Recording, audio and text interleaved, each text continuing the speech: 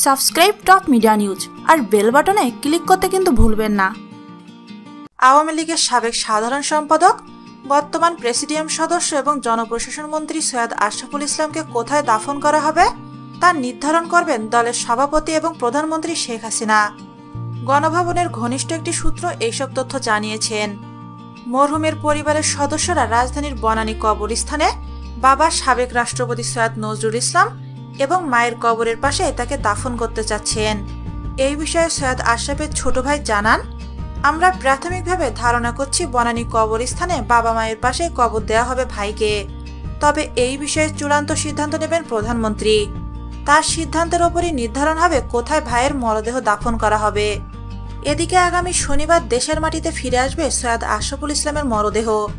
বৃহস্পতিবার রাতে সৈয়দ আশরাফুল ইসলামের একান্ত সচিব AKM সাজ্জাদ হোসেন বিষয়টি নিশ্চিত করেছেন। তিনি জানান, আগামী শনিবার বিকেলে বাংলাদেশ বিমানের একটি ফ্লাইটে সৈয়দ আশরাফুল ইসলামের মরদেহ দেশে আনা হবে। উল্লেখ্য, বৃহস্পতিবার থাইল্যান্ডের রাজধানী ব্যাংককের একটি হাসপাতালে চিকিৎসাধীন অবস্থায় শেষ নিঃশ্বাস ত্যাগ করেন সৈয়দ আশরাফ। মৃত্যুকালে তার বয়স হয়েছিল মাত্র 67 বছর। 2017 সালের 24 অক্টোবর স্ত্রী মারা যাওয়ার পর থেকেই সৈয়দ আশরাফ অসুস্থ হয়ে পড়েন। তিনি ফুসফুসের ক্যান্সারে ভুগছিলেন। অসুস্থতার কারণে তিনি গত বছরের 18 সেপ্টেম্বর সংসদ থেকে ছুটি নেন। এ অবস্থাতেই একাদশ সংসদ নির্বাচনের কিশোরগঞ্জ 1 আসন থেকে নৌকা প্রতীক নিয়ে তিনি জয়লাভ করেন। একাদশ জাতীয় সংসদ নির্বাচনের এমপিদের মধ্যে 279 জন শপথ নিয়েছিলেন বৃহস্পতিবার। অসুস্থতার কারণে সৈয়দ আশরাফুল ইসলাম সেদিন শপথ নিতে পারেননি।